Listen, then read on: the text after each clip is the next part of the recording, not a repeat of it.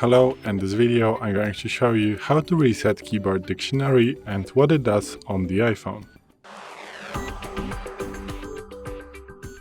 So today in front of me is the iPhone 12 with the iOS 17.4, but it really doesn't matter which iPhone you have or which version of the iOS you have, it is all going to work the same.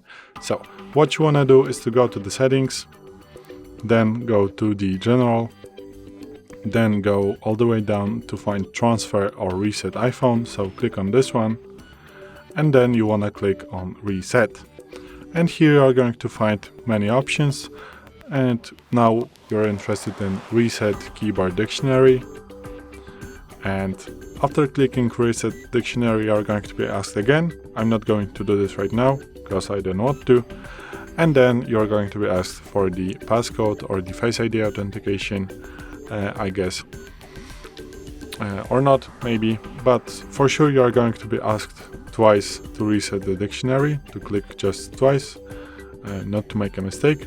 And what it will do, it will delete all the custom words and all the you have typed on the keyboard, and all the settings that you have done to the dictionary keyboard are going to be resetted to factory default. So let's say you typed your custom words or just shortcuts to your keyboard, so this all will be deleted. So this is it. Thanks for watching. I hope this video helped you. If it did, please leave a like and consider to subscribe to our channel.